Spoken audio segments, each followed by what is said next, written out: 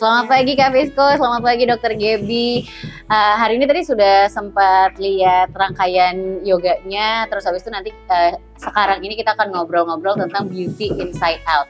Kalau ngomongin soal beauty inside out, memang yang namanya kesehatan dan kecantikan itu harus dijaga dari dalam dan di luarnya juga. Jadi lengkap dari semua sisi itu terjaga. Nah, pagi hari ini menjaga dari dalam dan menjaga dari luar ada narasumbernya masing-masing yang bisa nanti bisa ada pertanyaan, kalau punya pertanyaan nanti kita bisa tanya-tanya di akhir juga, tapi sekarang kita ngobrol-ngobrol dulu.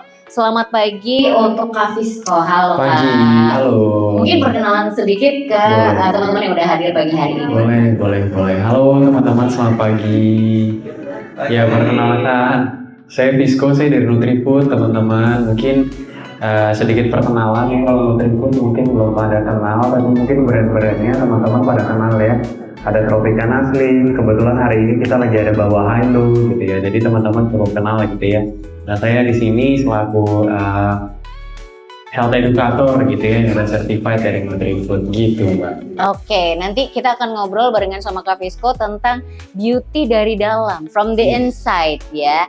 Oke, pagi hari ini juga udah ada Dokter Gabriela Clarissa M. Biomed. Selamat pagi dokter. Pagi. Oke, kalau dari dokter perkenalan juga dulu sedikit mungkin sama teman-teman yang sudah hadir pagi hari ini dok. Oke, terima kasih Kak Mutia. Selamat pagi teman-teman semuanya. Pagi. Wah, semangatnya tetap masih ada walaupun habis yoga ya tadi ya. Saya lihat tadi teman-teman pas yoga sudah mengeluarkan hampir seluruh energinya. Sekarang saatnya sambil duduk-duduk refreshment sambil mendengarkan bincang-bincangnya. Pertama-tama perkenalkan dulu, saya Dr. Gabriela Clarissa Wibowo. Bisa dipanggil Dr. Gebi ya, biar nggak terlalu panjang dan lebih simple. Saya dokter estetik, saya praktek di Revlin Estetik, Jalan Damai atau Jakal kilometer 8,5. Jadi antara jalan penghubung antara Jalan Kaliurang sama Jalan Palaga. Nah, di sana saya praktek sebagai dokter, bisa konsultasi, bisa skin check juga, termasuk treatment-treatment mulai dari facial sampai treatment-treatment anti-aging dan pengencangan kulit wajah. Gitu kamu ya. Oke, nah nanti barengan sama Dokter Gebi ini kita akan ngobrolin tentang perawatan di luarnya seperti apa, mulai dari skincare-nya, treatment-nya, dan segala macamnya. Nanti kita obrolin barengan sama Dokter Gebi. Kita ke Kak Fisko dulu nih. Yes, boleh. Kalau ngomongin soal beauty inside out, ini kan dari inside, nutrisi itu juga penting. Nah, emang pentingnya apa nih Kak? Sebenarnya nutrisi untuk kecantikan dan untuk tubuh supaya bisa di luarnya juga reflecting tuh. Oke. Thank you Kak, pertanyaannya ini cukup menarik ya. Nanti kalau dari luar itu dokter Debbie ya yang bakal bisa banyak bicara gitu. Nah, saya di sini cukup sharing dikit, tapi teman-teman di sini kalau boleh nanya nih ya teman-teman nih, pada suka diskon nggak sih kalau misalkan beli sesuatu? Suka dong. Nunggu diskon atau lagi nggak diskon juga tetap dibeli? Nunggu diskon ya, biasanya gitu ya. Nah, tapi itulah yang suka terjadi masalah nih Mbak sebenarnya. Dari diskonnya? Dari diskonnya. Oke, gimana tuh? Contohnya nih ya, teman-teman itu kalau misalkan pengen badannya bagus gitu ya, biasanya olahraganya kenceng ya. Wah, tadi kan udah yoga nih ya, lihat gitu ya. Yang baru pertama tetap mencoba untuk mengusahakan segala cara gitu Iya. tadi ya.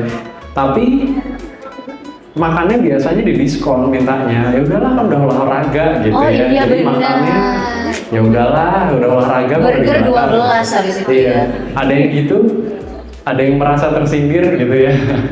Saya sih udah nggak olahraga, makan lagi. Makan. Aku banget Bukan gitu. aku yang bilang. Tapi iya, jadi itulah yang jadi teman-teman perlu paham bahwa kalau misalkan kita mau pilar hidup sehat kan ada 3. Rumusnya itu simpel banget Mbak sebenarnya, cuma 3.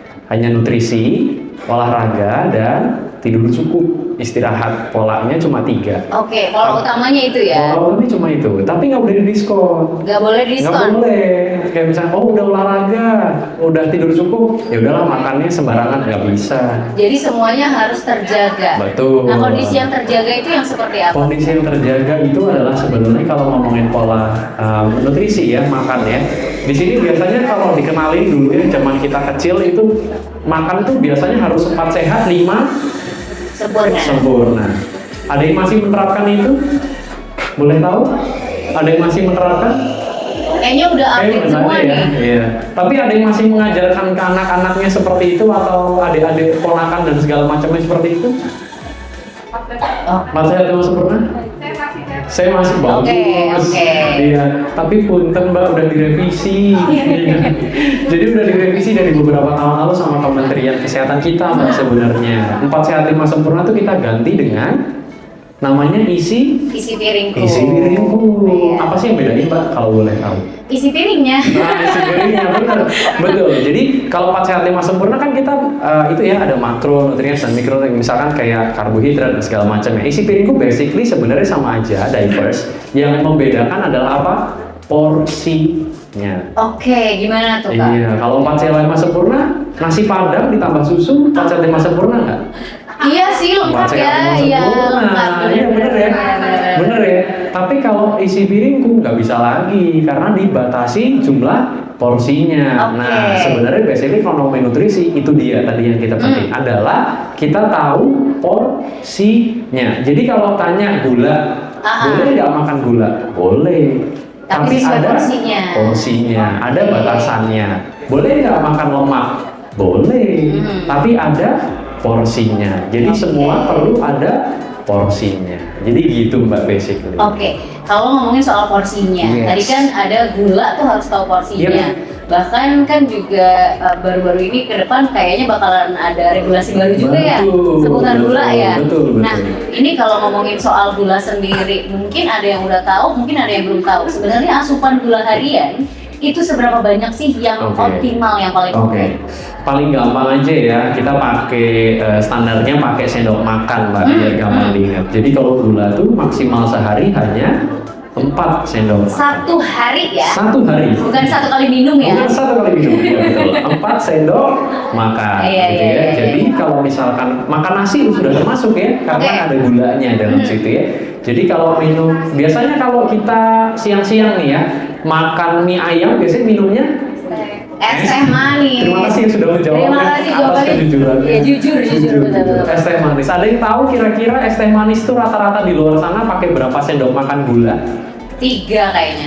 Exactly, 2 sampai 3 sendok makan. Jadi kalau minum es teh 2 kali sehari, Udah nggak bisa ngapa-ngapain lagi ya? Oke. Jadi, tapi Mbak mungkin sedikit sharing. Jadi ada nggak sih sebenarnya korelasinya karena kita ngomongin soal beauty inside out ya.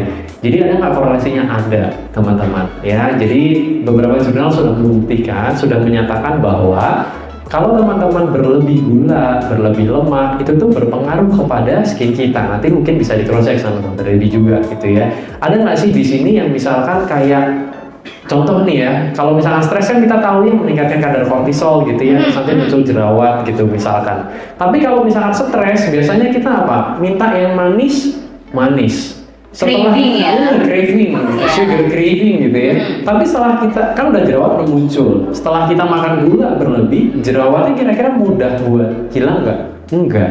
Oh iya. Jurnal membuktikan bahwa kalau kita kelebihan gula, itu tuh memperburuk keadaan jerawat itu. Oke. Jadi gula tetap perlu dibatasi, bukan cuma karena kita takut diabetes, tetapi ngomongin tentang skin itu juga berpengaruh. Reflecting di kulit Gitu, juga betul. ya. Oke.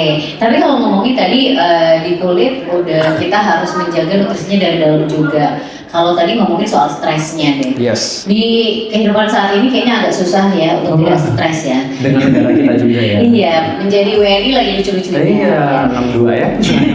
Cuman kalau ngomongin soal stres sendiri, itu kan pasti berpengaruh juga sama Yes. kulit, sama Yes. semuanya yang Yes. ada di Yes. tubuh. Tapi kalau untuk tadi kan pilarnya ada 3. Yep. Nutrisinya bisa tadi dari menyesuaikan porsinya masing-masing. Terus habis itu juga istirahatnya. Yep. Nah kalau stres ini sendiri kan biasanya muncul dari gabungan semuanya. Semua ya.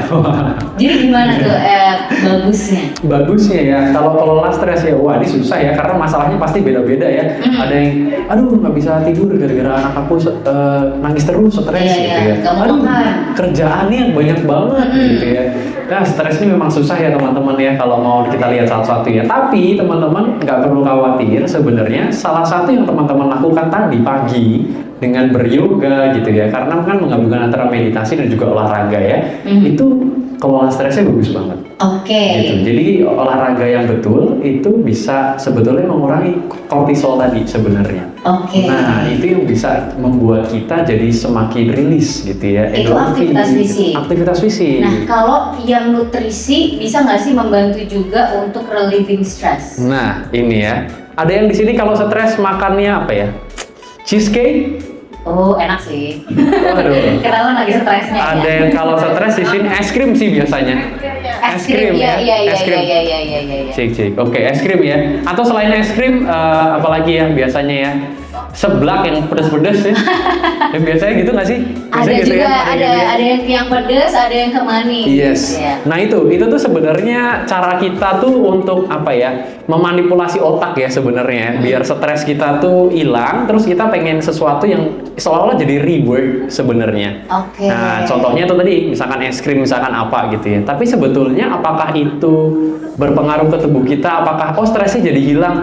Basically enggak, teman-teman. Oke. Basically enggak. Jadi kalau ngomongin nutrisi sebenarnya kalau kita udah terbiasa dengan hidup sehat, tadi misalkan pola makannya sehat, sebenarnya itu tuh kita udah terbiasa. Masalahnya kita nggak terbiasa aja yang sebelumnya. Oke, untuk meregulasi nutrisinya. Exactly. Oke. Jadi kalau kebiasaannya udah nyemilnya es krim, wah stres dikit-dikit es krim, ya susah, mohon maaf gitu. Oke. Atau Jadi, stres dikit-dikit boba. wah lah itu ya, Iya kan? itu apalagi ya. Oke. Jadi memang harus dibiasakan sebenarnya. Karena kalau kita udah biasa sebetulnya, contoh ya, misalkan kita makan nyemilnya buah sayur, fibernya ada, vitamin A, vitamin C gitu ya, antioksidannya juga masuk gitu ya. Nah itu tuh sebenarnya teman-teman juga bisa kelola stres dari situ. Oke, dari nutrisinya Dari yang seimbang makanannya ya. yang seimbang, betul. Oke, sama kayak yoga juga nggak langsung satu gerakan bisa langsung pertama kali ya. Betul ya. Tadi Iya. panggilannya Banyak yang coach masih ya. berusaha coach Lely. Coach Lely, betul ya, nggak mungkin ya sekali bisa gitu langsung bisa ya, kecuali bakat ya coach ya. Iya, butuh proses. Butuh proses. Ini badan juga kan. Yes. Harus proses latihan yang Harus proses yang penting sama dengan makan. Nutrisi juga harus Sama. rutin diusahakan untuk makan gizi yang seimbang ya. Yes. Oke, terima kasih Kak Fisco. Kita lanjut ke Dokter Gaby nih. Nanti ada sesi tanya jawab. Jadi buat yang punya pertanyaan buat Kak Fisco, boleh banget di hold dulu, dicatat di handphone biar nggak lupa. Kalau nanti kayak aku gampang ke distract ya. Oke, kita lanjut. Selamat pagi Dokter Gaby. Pagi. Kita ngomongin tadi insight-nya udah nih. Cek. Dari dalam tubuh supaya nutrisinya bagus, istirahatnya bagus, fisiknya juga olahraga bagus gitu. Tapi kalau dari kulit sendiri nih, kalau misalnya orang yang kadang-kadang tuh ada sebagian orang yang aku nggak usah ngapa-ngapain kulit aku bagus kok.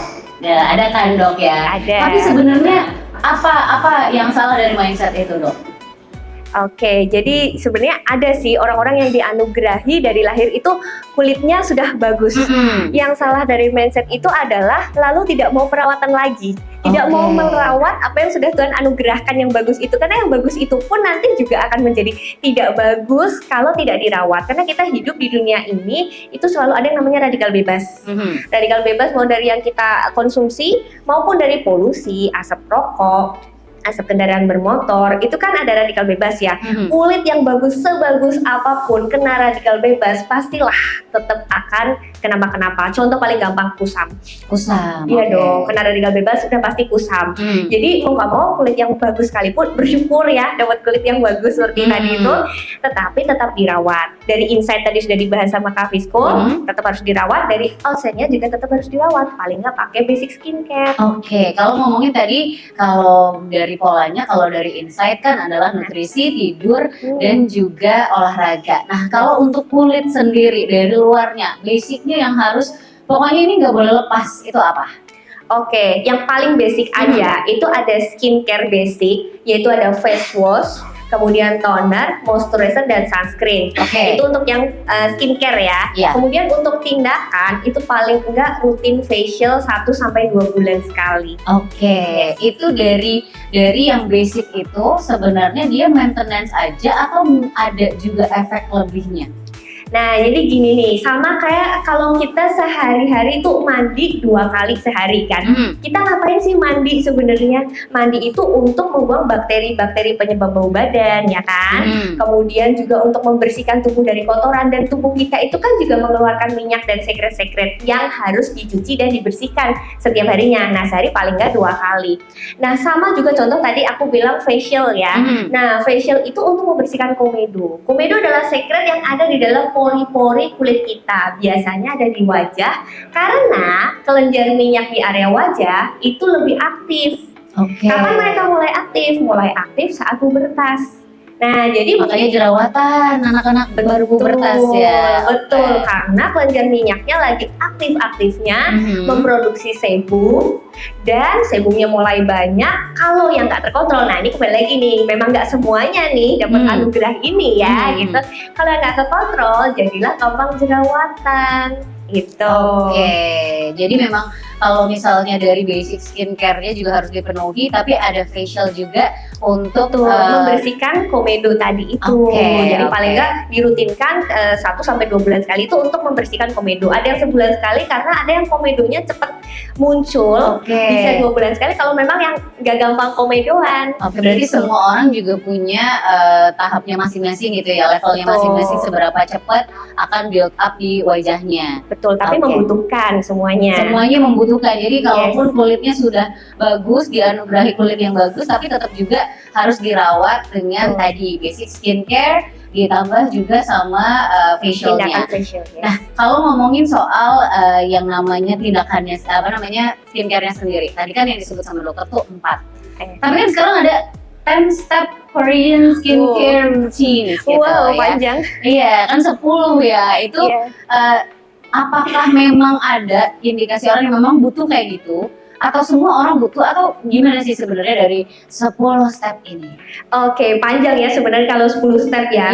Dan ini cerita dari pengalaman saya aja, konsultasi sama pasien sehari-hari di klinik. Biasanya mereka kalau sudah mendengarkan skincare yang sebegitu panjangnya, ada 2 tipe. Yang pertama udah nggak jadi aja dong, banyak banget gitu ya. Yang kedua adalah tipe yang oke dong, siap, dibeli semuanya. Pas kontrol berikutnya, gimana kakak pemakaiannya?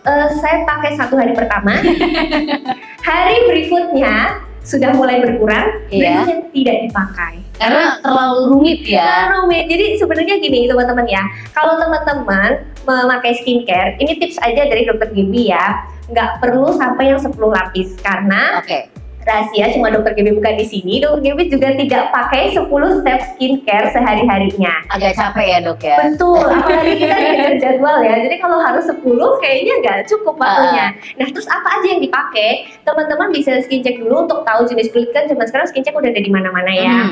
Skin check dulu, ada permasalahan kulit atau enggak. Nah, kalau teman-teman melihat kulit teman-teman itu berminyak, itu tipe kulit ya. Jadi teman-teman harus bedakan dulu tipe kulit sama permasalahan kulit. Kalau tipe kulit itu ada kulit kering, kulit berminyak, kulit normal, sensitif, sama kombinasi. Nah, kalau masalah itu contohnya adalah ada milia atau tumor-tumor minyak kulit, ada jerawat, ada bekas jerawat, ada kerutan, ada flek, ada melasma, dan lain-lainnya. Itu masalah kulit. Nah, kalau teman-teman cuma tidak ada masalah kulit nih, cuma yang tadi aja, yang tipe kulit aja, cuma kulitnya terlalu kering atau kulitnya terlalu berminyak, teman-teman cukup basic skincare aja. Basic itu tadi 4 tadi, jadi facial wash, toner, moisturizer ataupun pelembab, dan sunscreen. Nanti tinggal dipilih facial washnya yang kalau kulitnya kering ya for dry skin. Kalau berminyak yang for oily skin. Tonernya juga sama, disesuaikan sama jenis kulitnya. Pelembabnya juga sama, jangan sampai ketuker. Kalau kulitnya kering, teman-teman pakai pelembab yang untuk kulit berminyak, nanti nggak nampol teman-teman ya. Rasanya kurang lembab. Tapi sama juga kebalikannya, kalau teman-teman punya kulit yang berminyak, tapi teman-teman pakai moisturizer untuk kulit kering atau sensitif, nanti jatuhnya terlalu minyakan. Jadinya siang-siang udah kayak mandi mukanya, kayak habis mandi ya, basah gitu ya, berminyak gitu. Jadi, ya. Jangan lupa teman-teman pastikan sesuai sama jenis kulit ini tadi, basic skincare. Nah, apabila ini tadi kalau tidak punya masalah, tapi kalau teman-teman punya permasalahan kulit, misalnya ada jerawatnya, barulah nambah. Kalau jerawatnya cuma 1, pakailah obat totol jerawat. Nggak usah krim-krim jerawat satu muka dioles semua. Cukup obat totol jerawat.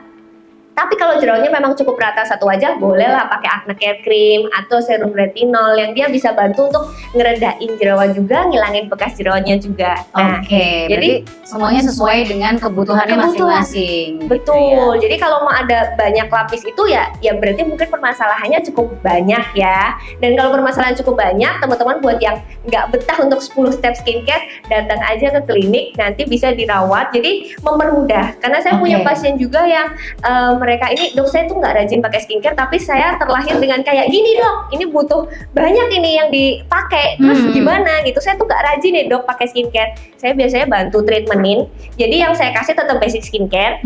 Kemudian untuk permasalahannya itu saya bantu treatmentin, misalkan dia ada jerawat, ada bekasnya, ada scarnya, bopengnya, ada fleknya juga. Jadi untuk jerawatnya saya bantu misalkan dengan suntik jerawat, bopeng scarnya saya bantu DGF dan lain-lain. Jadi nanti dailynya dia basic skincare, tapi tetap sembuh, tetap bagus jadinya. Oke, berarti buat yang paling utama basic skincare-nya jangan lupa. Yes. Terus habis itu facialnya tadi, tapi juga memang jika punya permasalahan bisa pakai layer-layer lainnya atau juga bisa langsung treatment di klinik gitu ya dok ya. Betul. Oke, kalau ngomongin soal jangka panjang, yang namanya skincarean, yang namanya perawatan kulit itu kan semuanya harus bisa available untuk jangka panjang, karena kalau cuma sebentar kan efeknya juga cuma sebentar ya. Yes. Jadi kalau untuk supaya dia sustainable, supaya orang tuh bisa, aku bisa pakai ini bertahun-tahun tapi aku nggak keberatan dari banyaknya, nggak capek dan nggak cuma semangat di awal doang, itu gimana sih dok? Nah itu ya, dan kita kalau perawatan itu memang betul sih Kak Mutia, itu untuk jangka panjang ya teman-teman semuanya, bukan hanya untuk semangat membara di awal aja ya. Ya tipsnya tadi sebenarnya tidak usah terlalu banyak menggunakan produk rangkaian yang sampai 10 step itu tadi. Kalau bisa hanya basic aja, basic itu tadi yang saya sebut 4 kan, sabunnya juga dipakai di kamar mandi sebenarnya. Jadi nanti yang ditaruh di meja itu cuma tinggal 3. Sunscreen aja biasanya di tas, karena nanti kalau mau reapply biar gampang kan. Jadinya paling yang di meja itu jadinya kayak ada toner sama moisturizer. Nanti mau keluar oleh sunscreen, terus di reapply lagi pas siang-siang dan selanjutnya. Nah ini semua sebenarnya adalah investasi jangka panjang juga. Karena apa yang ada di kulit wajah kita itu sesuatu yang, contoh nih ya, kalau kita bandingkan misalkan kita beli rumah atau beli mobil, itu investasi. Emas lah ya, sekarang lagi in banget nih emas gitu ya, itu investasi, tapi dia kalau diambil orang lain bisa dan hilang. Kalau apa yang ada di tubuh kita investasikan, kesehatan kita, rutin olahraga ya, dari insight-nya juga konsumsinya, nutrisinya yang baik, kemudian kita perawatan juga, tampilan apa yang kita miliki ini kita bisa hidup lebih lama.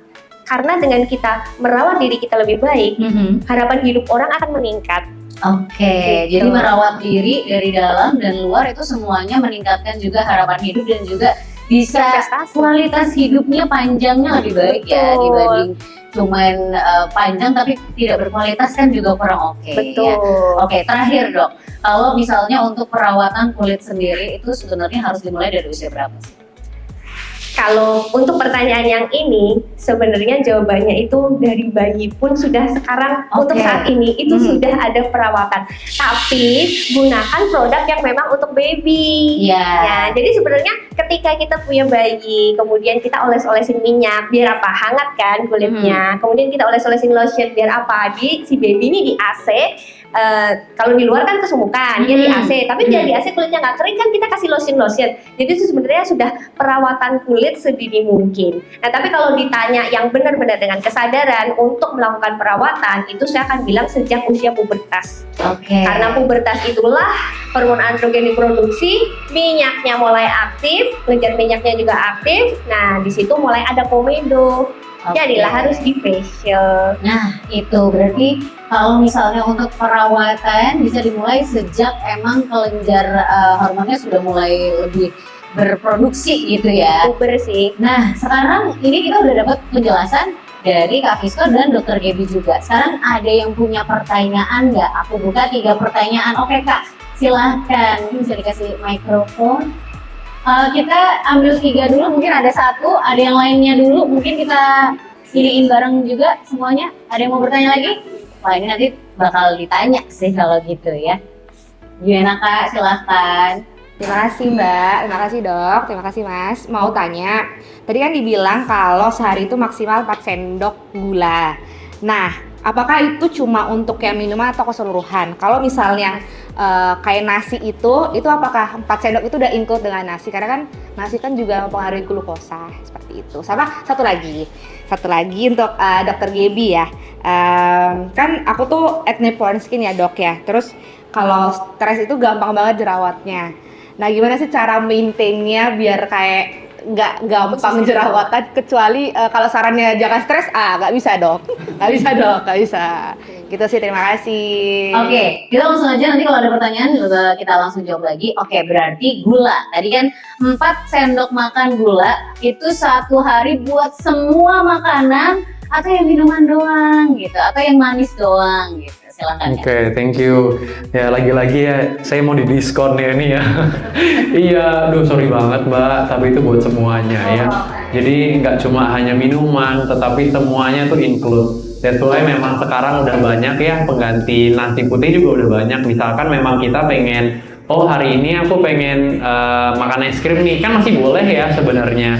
Jadi biasanya orang-orang yang seperti itu yang memang udah strict diet, yang udah ngerti, itu biasanya ganti nih nasinya pakai yang mungkin yang sekarang yang mungkin cukup lebih murah tuh ada beras merah ya. Beras mungkin merah. ya. Walaupun sebenarnya secara kalori beras merah dan beras putih itu sama aja ya teman-teman ya. Jadi kalau ngomongin pengen diet buat nurunin kalori, itu beras putih dan beras merah sama aja. Dan ini banyak mitos di luar sana yang beredar bahwa beras merah tuh lebih sehat karena bisa buat diet. Tapi itu ngomongin indeks glikemiknya aja sebenarnya.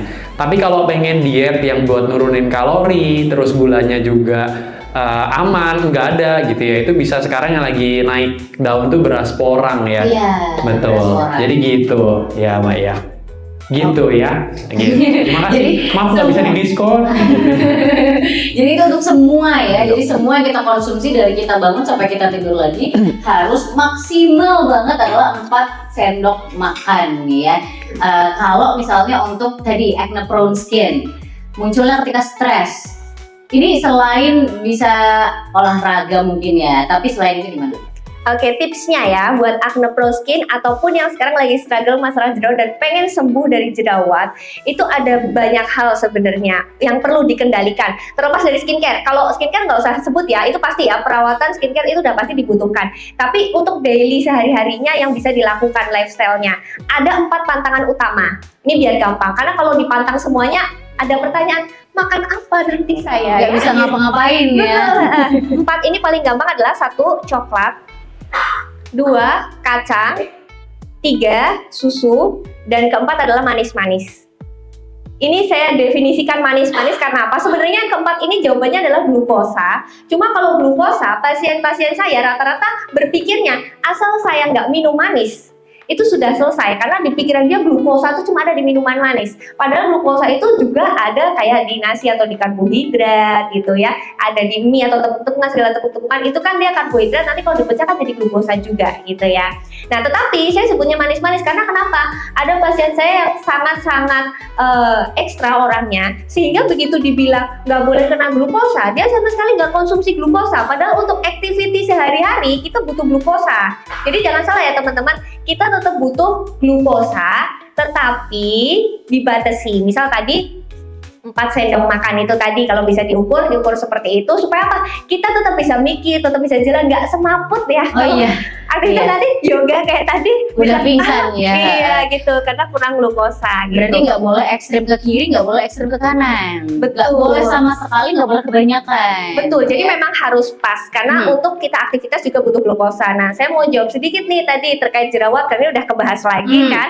Jerawat kenapa sih sebenarnya nggak boleh glukosa? Jadi jerawat itu ada bakteri aknenya dan bakteri itu untuk tumbuh subur itu makanannya adalah glukosa. Jadi kalau misalnya nih kita pelihara ya, ada jerawat di tubuh kita, itu kan sama aja kita punya bakteri akne ya. Anggaplah itu pelihara lah ya di tubuh kita gitu. Terus kita kasih glukosa, konsumsi glukosa kita tinggi, sebagian akan dipakai untuk energi kita aktivitas, untuk yoga misalnya ya, tapi sisanya akan disimpan sebagai glikogen ataupun cadangan glukosa. Nah, kalau glikogennya atau cadangannya kebanyakan, ya diambillah sama si bakteri akne. Tumbuh subur mereka jadinya. Nah, makanya kalau lagi jerawatan, konsumsi glukosa lebih tinggi atau manis-manisnya lebih banyak, jerawatnya nggak sembuh-sembuh. Oke, terlepas dari pemicunya apakah itu stres atau yang lain, tetap harus menjaga 4 itu ya. Betul. Oke. Stres juga kalau bisa manajemen stres, banyak-banyak ikut kelas yoga. Benar, Cantik yoga, rajin-rajin ya meditasi. yoganya. Iya. Oke, Oke, ini nanti bisa langsung mendapatkan voucher goodies dari Earth Love Life. Ini sudah, selamat. Kita lanjut ke pertanyaan selanjutnya. Ada yang masih ingin bertanya, bisa seputar nutrisi, bisa seputar skincare juga. Silahkan langsung aja.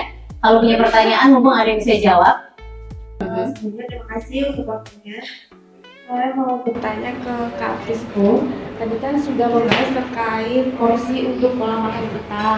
Nah, saya mau tanya untuk waktu kita makan itu sebetulnya ada aturannya atau gimana ya Kak ya?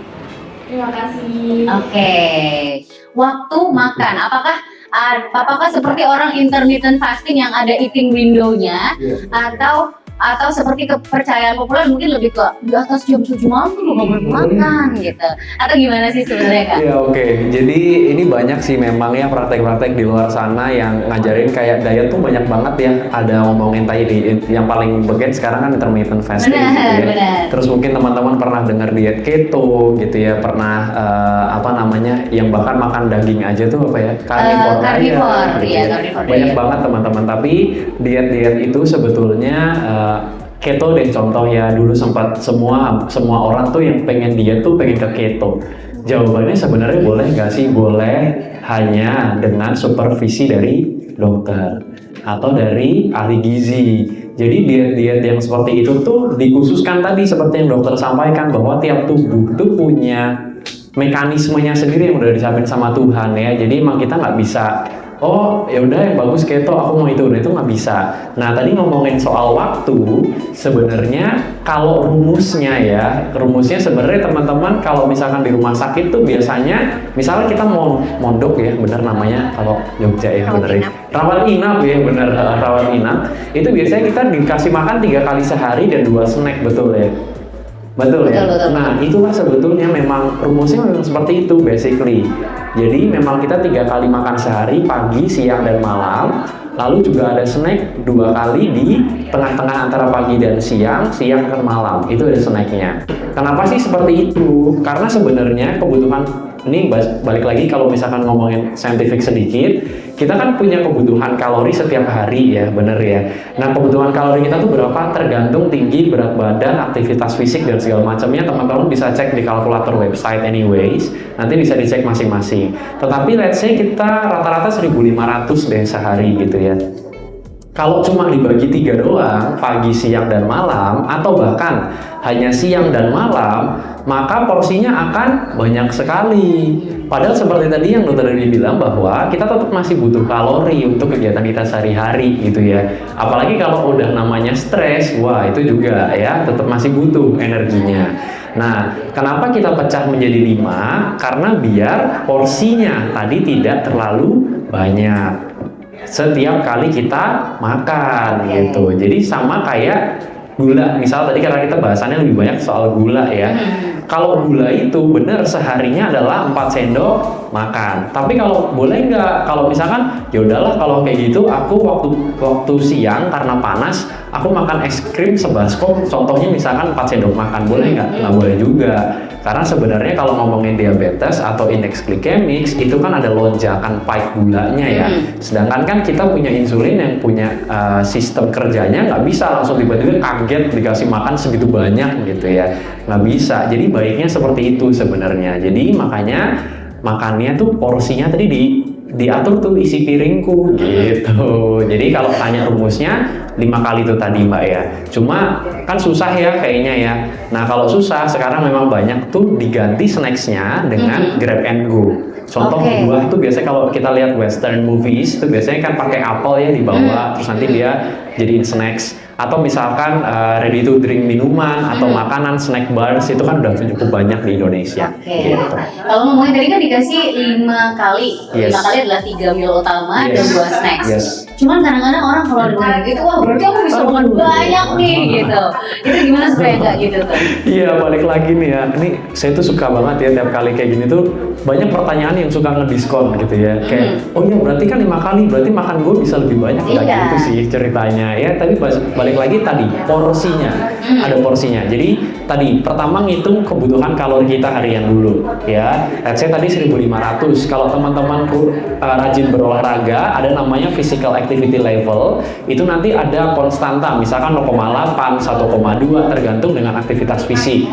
Itu nanti ngelihat, oh kalau misalkan kita sedentary lifestyle, kerjanya cuma di laptop doang, berarti 1.500 bisa jadi 1.400 doang nih kebutuhannya. Oke. Nah itu kita pecah ke 3 kali makan dulu. Kira-kira bisa dapat berapa? Biasanya 300 sampai 450 kalori, sampai 500 lah kalori makan tuh sekali makan. Yang cowok atau cewek gitu ya. Nah, snacksnya itu nanti bisa dihitung kekurangan kalori dari situ. Oke, berarti tetap diutamakan meal utamanya Yes. dulu. Kalau memang masih ada, baru abis itu dipecah-pecah ke snacks. Iya. Dan snacksnya juga harus mindful ya. Oke, nggak yang terus aku es krim 2 kali berarti. Oke, ini juga akan mendapatkan goodie bag dari Revelin. Silahkan. Pertanyaan selanjutnya nih, ada yang mau bertanya lagi sebelum nanti Kak Fisco sama Dokter Gebi aku suruh tanya-tanya nih.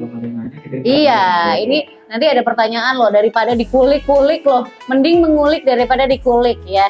Nanti ketahuan loh, luar, dalam, atas, bawah semuanya ketahuan. Oke, ada yang mau bertanya? Silahkan, soal nutrisi boleh, soal kulit juga boleh ya, soal skincare ataupun misalnya ada yang belum pernah tindakan, pengen nyobain tindakan apa sih yang bisa aku lakukan gitu, yang basic misalnya, atau gimana? Silahkan jika ada pertanyaan. Oke, boleh Kak. Terima kasih atas waktunya. Saya punya 2 pertanyaan. Yang pertama itu saya mau tanya tentang probiotik. Karena kan itu lagi banyak diangkat ya tentang probiotik itu. Sebenarnya kita itu perlu nggak sih makan probiotik itu? Kemudian untuk laki-laki, perempuan dan anak-anak itu berapa? Kebutuhannya itu untuk probiotik itu sehari itu berapa? Kemudian yang pertanyaan kedua untuk Dokter Gebi, saya mau tanya tentang dermatitis, Dok. Kebetulan adik saya punya penyakit dermatitis, itu hilang timbul, Dok. Jadi kadang sembuh, kadang ada gitu. Mungkin itu perawatannya seperti apa ya, Dok ya? Itu sudah ke dokter juga sudah, minum obat juga sudah, tapi tetap akan ada lagi gitu loh. Apakah harus rutin ke dokter atau gimana?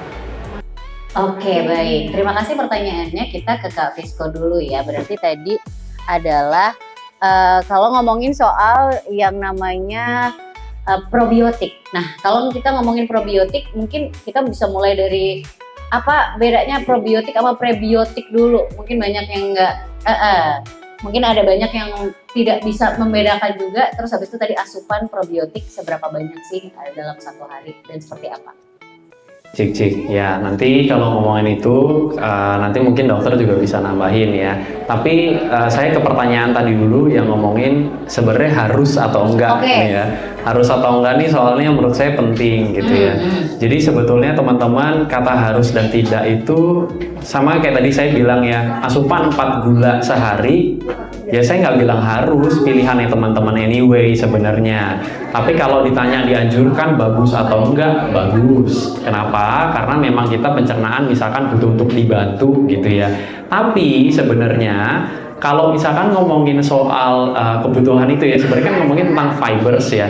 Nah, fibers ini bisa didapetin nggak sih dari yang lain? Bisa, yang alami, buah, sayur gitu ya. Kalau misalkan cukup, bakteri baik dan segala macam tuh sebenarnya juga akan tumbuh anyway sebenarnya.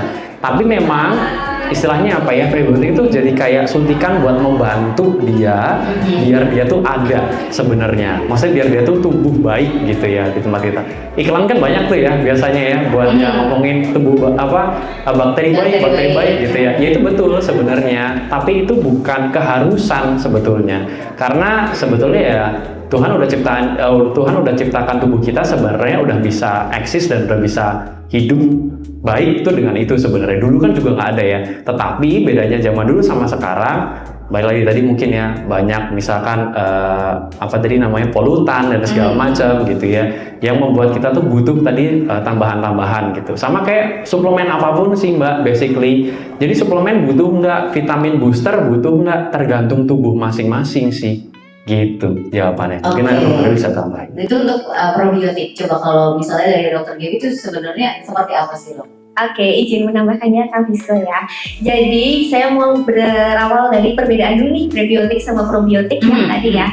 Kalau probiotik itu lebih ke bakterinya Kak. Jadi kalau kita konsumsi probiotik itu kita konsumsi bakteri sebenarnya, tapi itu adalah bakteri baik yang membantu pencernaan kita. Jadi kalau misalkan kita konsumsi probiotik, nanti dia di usus akan membantu mencerna makanan-makanan yang kita konsumsi. Mudahnya begitu.